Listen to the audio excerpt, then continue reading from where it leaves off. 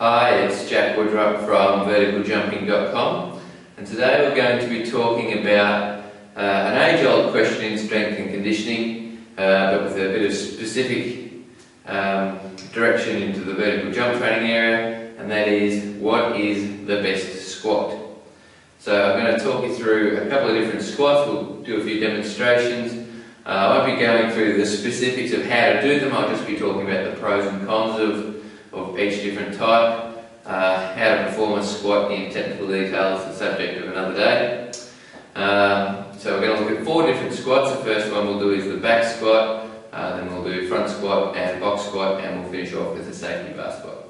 So without further ado, we'll start with the back squat. Now the back squat is probably the most popular version of the squat, the reason being it's very simple to learn, and it's also the one that most athletes can use the most load on. That's important because you're trying to overload your legs, and the more you can overload them, the stronger they'll get, and if you can apply that strength, the higher you will jump. So we'll do a few reps of the back squat, show you what it is. Again, it's the other thing with the back squat, it provides a nice mix of quad and glute, so posterior and anterior chain recruitment, and it provides a good balance on that. So, back squat.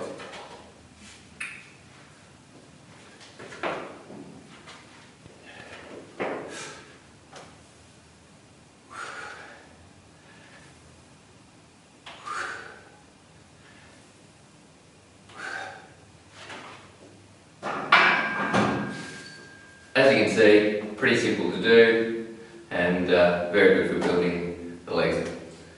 Okay, the next version we're going to look at is the front squat. Now, the front squat is a little bit more difficult to perform. It's the same as the back squat, but you have the bar at the front. This means that when you're doing that, you tend to stay more upright than you do in a back squat. So it involves less spinal compression and also a lot more quad involvement. The downside to the front squat is that a lot of people do have difficulty holding the bar there. They lack wrist flexibility, they lack thoracic flexibility, so they have to do things like the crossed arms method, which is quite good for that. In the subject of another video, I'll show you some different ways you can actually do the front squat. I'll do the crossed arm method, it's my preferred method. So here's some front squats.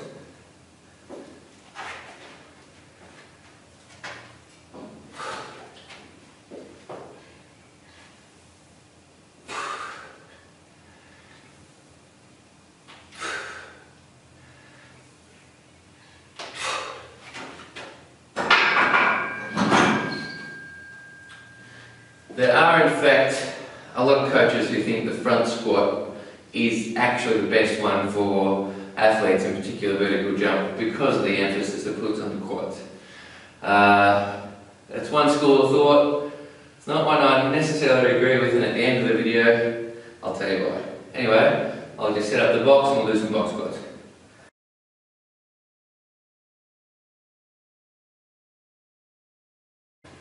Okay, so I've set the box up there, but before I start with the box squat, I'll just do a little bit of a side-on shot so you can see what one of the key benefits of box squatting is. And that is that it teaches you to sit back into the squat. And that basically means you break from the hips first, and that takes a little bit of pressure off your knees. A lot of people, when they start squatting, they break from the knees first, not from the hips. And box squatting is a great way to teach athletes go from the hips first. So I'll show you what I mean. This is breaking from the knees, and you can see my knees drop first. You're breaking from the hips, means you stick your butt out first. And box squatting teaches athletes to do that by the foot. So that's one of the key benefits, and it does relieve a lot of the pressure on the knees. People who do a lot of box squatting find that it is much simpler on the knees. One of the other benefits of the box squat is that it breaks up the eccentric and the concentric phases of the squat. So when you come down at the bottom, you have a brief pause on the box, and that reduces the stretch, shorten reflex, and increases your ability to develop explosive strength, because you do need to overcome a small amount of inertia off the box. In some of my other videos I've talked about explosive strength and why that's very important for athletes wanting to jump high. So that's another benefit of the box squat. Anyway, I'll do a few reps so you can see what I'm talking about.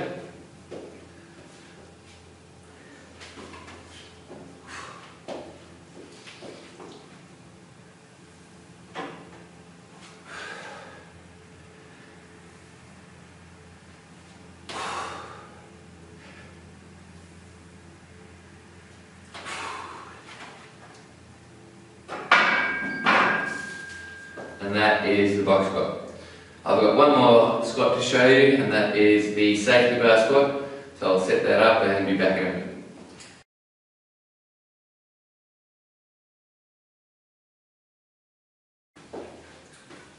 Okay, this is the safety bar. As you can see, it's a little bit different than a regular bar. One, it has these foam pads and the handles, and it also has a slight cambered end on it.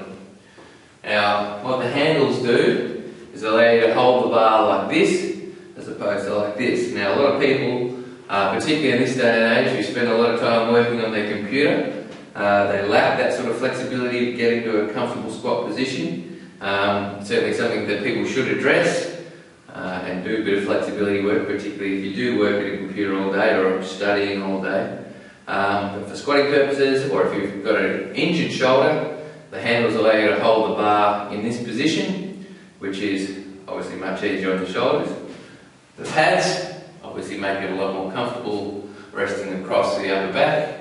And the cambered bar, what that does when you have the bar there, it actually brings the load forward. So in that way it's similar to a front squat in that it loads the quads, and that's a good one for jumping for that. Also, when you do have the bar, the handles like that, because you're not having to have that shoulder flexibility, it's easier to maintain an upright torso because you're not being pulled forward by the shoulders. The downside to having the weight slightly forward is that you can't lift as much. It does engage the core a lot more, which is excellent, but for overloading the legs, it is a slighter, where you will find a reduction in the load that you can lift initially, so you get used to the forces. Anyway, I'll do a few safety bar squats. And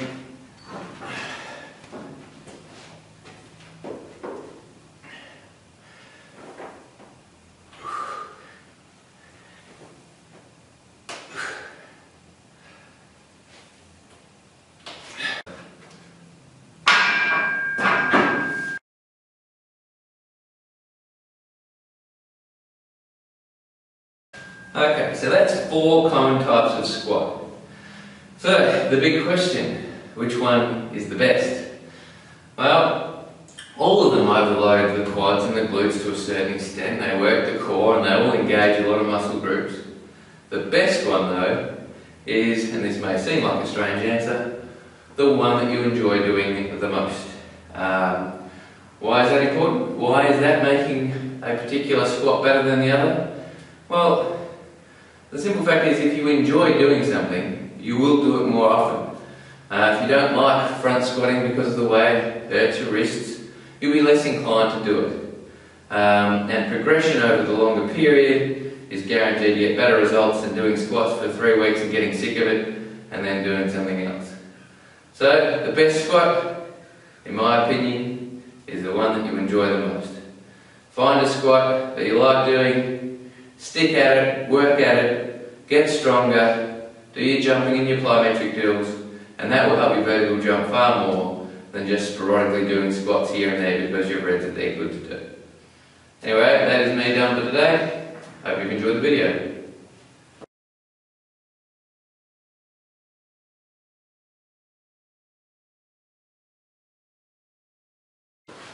Okay, before I go, some of you might be asking, well, what's my favourite version of the squat? Well, my favourite version of the squat is the safety bar box squat with chains.